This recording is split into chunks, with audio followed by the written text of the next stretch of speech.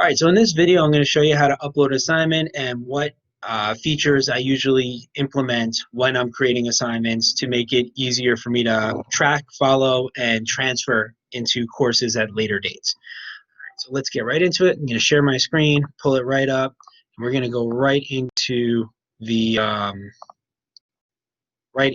assignment. So I've been using Module 3 as the sample module for everything. So when you're creating assignments, you could create an assignment right here. However, remember, these modules are essentially an organized folder. So if you set a date range for this folder, everything in this folder will have the same date range. And so now you don't have to set date ranges for all these different assignments. You could just set date ranges for that week using this folder.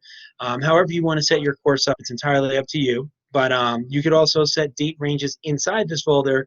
The only problem with that is when you copy the course over at a later time, you're going to have to go in and change all of those dates for every assignment you create. And so if you're uploading 2 or 3 assignments per week, I usually just put it in the folder, say you have to get all this work done by the end of the week, and then when the folder closes, everything closes. But if you'd rather just have each assignment with its own date range, you could do that as well.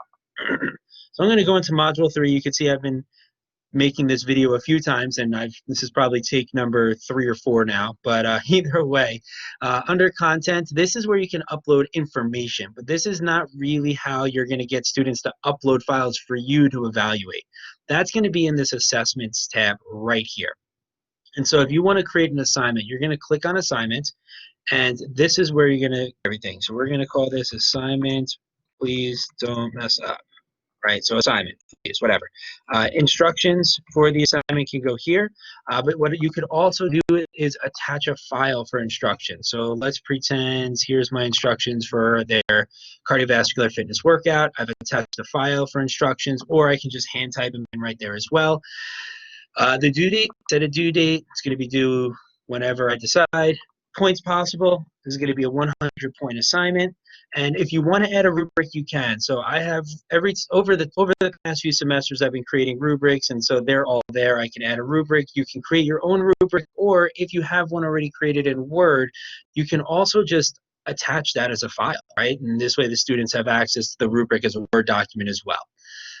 What I like to do with these 3 areas is change a couple of the features. So the first thing, and I think this is one of the most important things, is number of attempts.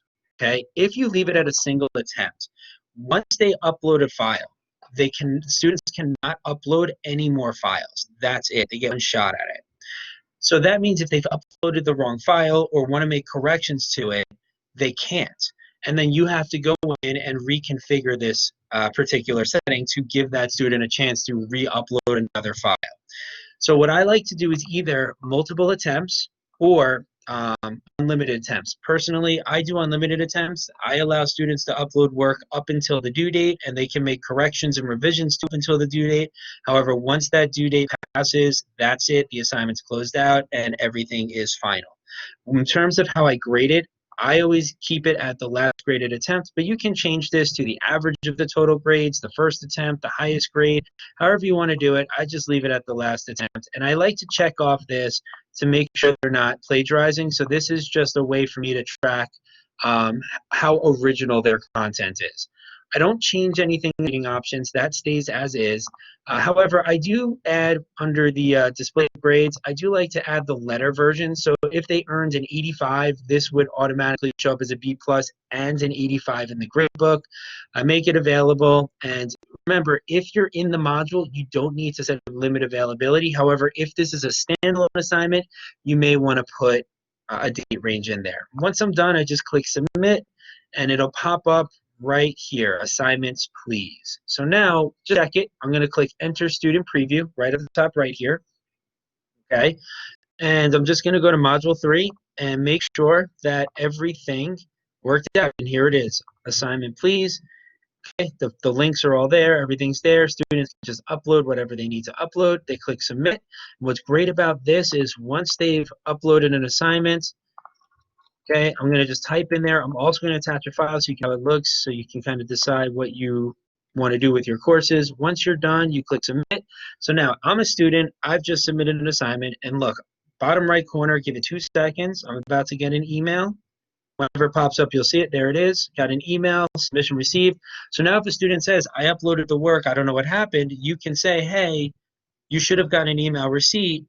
Can I see it? And if they can't produce that, you might have to have a different conversation with them about what happens with their work and see how that goes and use your own discretion there.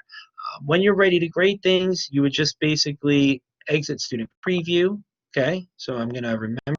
I just need to keep this as is. So now I'm gonna go grade this. All right. So now down here in Grade Center, all the way at the bottom, Grade Center needs grading. There it is. So when I want to grade it, I'm gonna click on that. When I click on this, I can enter whatever score they want. I can leave feedback here. Okay, I know I got that wrong, but is what it is. And what also is kind of nice is this one has a file uploaded. So I can download this into Word, or if I click on it, see at the top here, a bunch of options pull up. So you can write directly on this if you wanted to. You can leave a comment. So this is comments. So if I click here, I can say comments, and then I can click somewhere else down here. Let's say I do that. So comment, enter. Then I can go down here and click comment and add some more information. I can add a text box. So if I put a text box there, nice job, right? So I can add information. Or remember, you could download this into Word, mark it up as a Word document, and then right here, you can attach a file with your feedback as well. So then when I'm done, just click submit and grade submitted, and that's it. So when you're uploading assignments, that's pretty much all you need to do. Create the assignment, upload it, students submit it, and then you go in and grade it, leave your feedback, and then it all gets stored in the Blackboard gradebook. So I hope that was helpful.